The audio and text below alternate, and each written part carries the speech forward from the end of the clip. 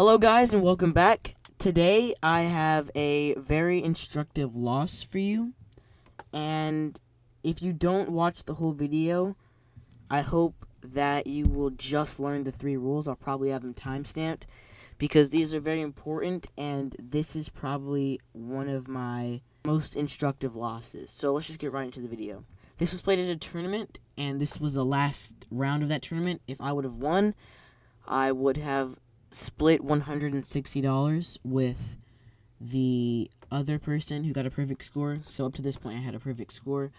All I had to do was get a win or a draw, maybe, and I would have been pretty happy with that because I had never won a tournament before. But I was so close, and this game was just crazy. So I started with e4, e6, the French defense.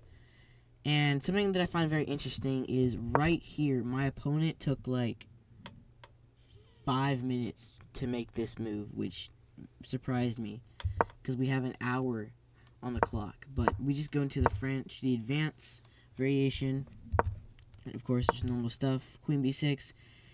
And here, I'm going to pause, and this is the first rule.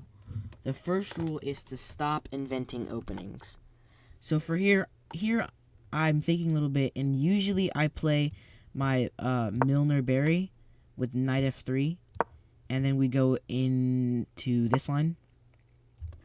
I usually do this. I like the attacking style of this gambit, and it's not even that bad according to Stockfish. It's not really a gambit, so I like playing this line. But I didn't do that. I decided, well, the Milner Berry is very strong, and f5 is a nice idea in the French. So what if we combine them with f4? And that was a mistake. I know the engine really only says it's minus, it's not that bad, but I really don't like this move. Because in the Milner Berry, something very important is you need to castle. And something else that's very important in French and Sicilian positions, when you play f4, this diagonal is very strong for black. So if by playing this, I can't really castle, which is the whole point of the gambit. So this isn't that bad, but this is an important rule for especially Sicilian and French stuff, because black has a lot of sharp play. And if me weakening my king like this eventually led to me losing. So I'm not going to say that this move did, but this was just not the best move. So my opponent plays knight to h6, going for h5, taking advantage of the fact that this bishop blocks out this knight. And I just played knight f3. That was my whole plan. Bishop d7, bishop d3, just normal stuff. He takes, and now I take, and then he plays bishop b5, which is technically an inaccurate move.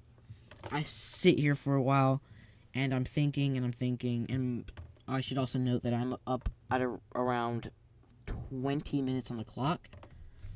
I think we have been playing for almost 40 minutes in this position, and it's move 8, or something crazy like that. But anyway, I'm looking at this position. I see a couple moves that I can play. And I didn't like taking, and then taking with the queen, knight c3, bishop b6. I calculated all of this, and then castles right here. I calculated all of this. I'm not entirely sure why I didn't play it. I'm not going to lie. I think I calculated knight to c6, but I don't really know why I didn't play that.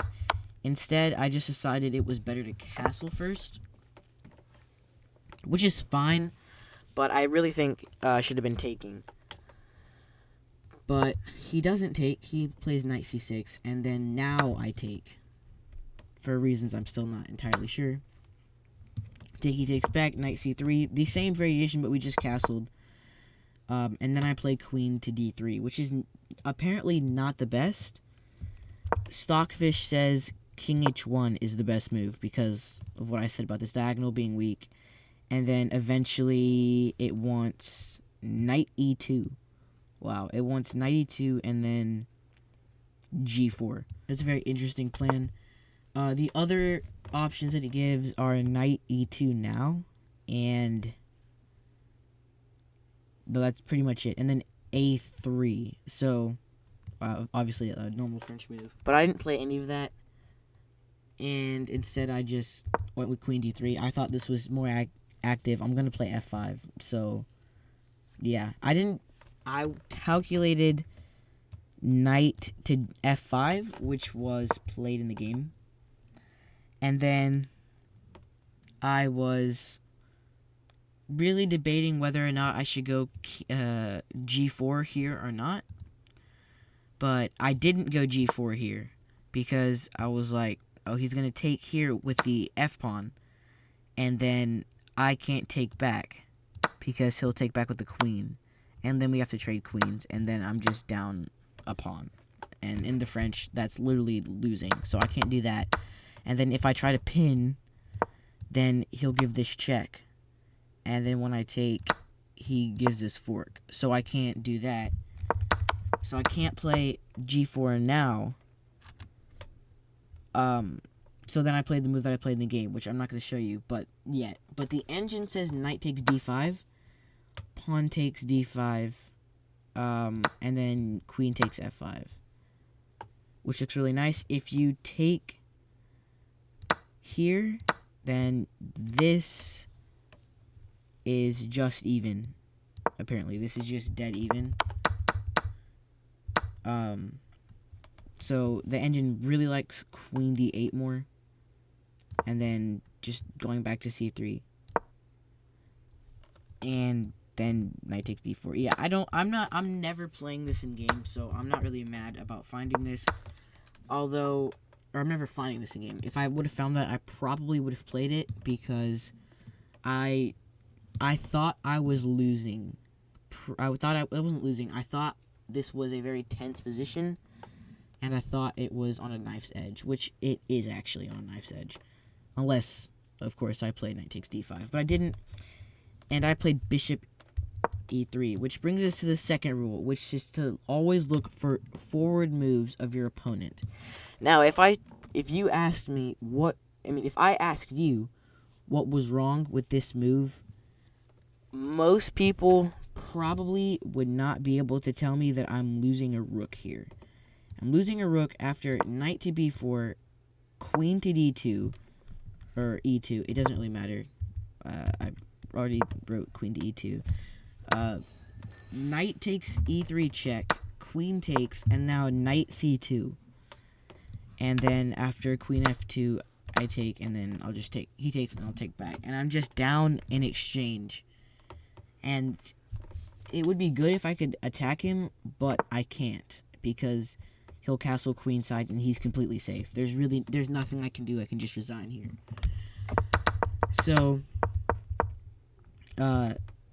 he missed it. This was about the only thing that he missed in the game. He was a very careful player because you have to be when you spend 10 minutes on your first move.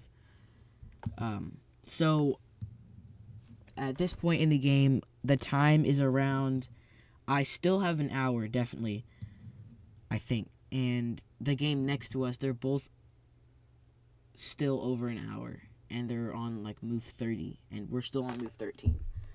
So I'm pretty confident, pretty overconfident that I was going to win this, which is not good. But now the engine gives knight takes d5.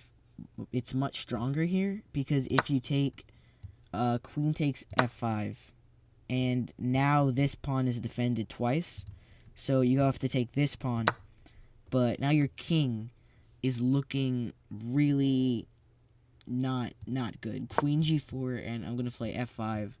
I'm going to play f6.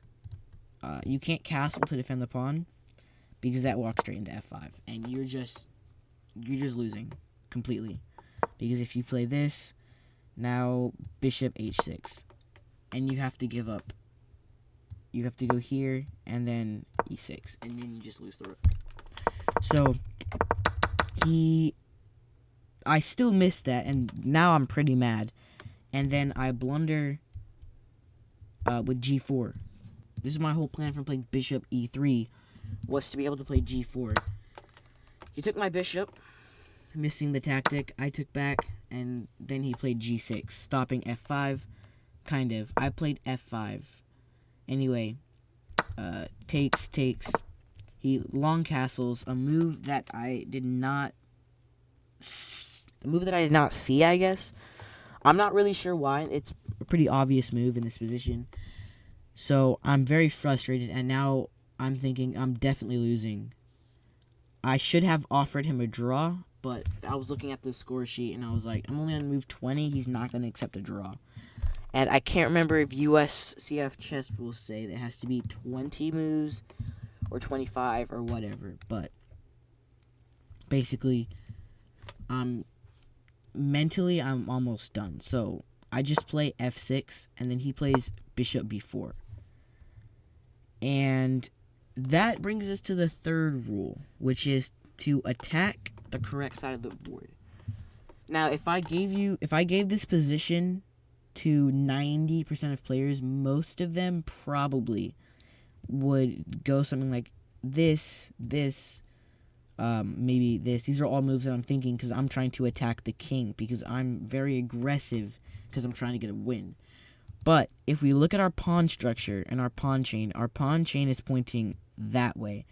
We have a pawn that is 2 squares away from queening, so we should obviously be attacking this side. So when I analyzed this game with the chess coach there, he was like, you have to attack this side of the board, because when your pawn is that close from queening and your pawn chain is pointing this way, there is no way that you're going to get an attack. It's just not cohesive. Your pawns are blocking your pieces, whereas you have much more space on this side of the board, which is where you should be attacking. And I didn't really want to do this because I didn't have a target, but it's very simple. The target is to just promote a pawn. Usually you go after one of these pawns.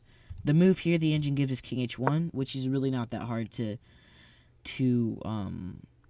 comprehend, because you're just getting the rook off of the g file, and then you're going to put your rook there, no matter what. But I didn't do that. I instead played knight to a4, and I give this move isn't bad on its own, but the plan behind it is just not good at all. So I had been calculating a lot here. I calculated queen b5, and then I thought I played a very bad move. I played queen b3. And this brings us back to the second rule, which is to attack on the correct side of the board. And I didn't do that. If I gave this position to you, and could you tell me why this is a blunder? It is a blunder because of the forward moves. Now, I'm looking and I'm saying that this bishop is pinned, which is very nice. My next move is going to be rook c1. I can't remember what it was that I had calculated here, what it was that he was going to play. I think I calculated queen a5, which, in that case, yes, it's pretty good. But I completely missed queen to e2. And at this point, I felt like resigning. When I first saw it, I was like, oh, that doesn't do anything. My knights defended, my rooks defended, and then I realized that rook g8, queen g2 is checkmate. And that really sucks. So I'm supposed to play king h1 here. I calculated this. I can't remember why I didn't play it, or if I even didn't see it. I played knight h4 here, protecting mate, and then my position just gets horrible. So rook g8, and then queen e4 check, and I'm going to lose the knight unless I play knight f3, blocking the diagonal. I played queen f3, forgetting that the knight's hanging, because at this point I'm just depressed. I'm just thinking in my chair. He's playing a lot faster now, because I was thinking I was going to win on time, because he has around 10 minutes, and I still have 35 to 40. And the rest of the game is just a pretty accurate conversion by him. I try to create some counterplay, but I have absolutely nothing. My king is too weak. Around here, I stopped notating. This part, I'm just going on by pure memory when I put this game to the engine. And he ends up checkmating me. I play all the way till checkmate, which usually doesn't happen. He goes to promote the pawn. I'm thinking maybe I can still get a draw because it's just a knight and I have a passed pawn. But that was pretty naive. He just promotes very cleanly, and he wins. He eventually, I get this pawn 1 square away from queening, and then if I had an extra tempo, I would have a draw. Because this pawn eventually is gone, so why am I saying eventually so much? I have a draw because I'll be able to get perpetuals like this. But yeah, that is just a very insightful win.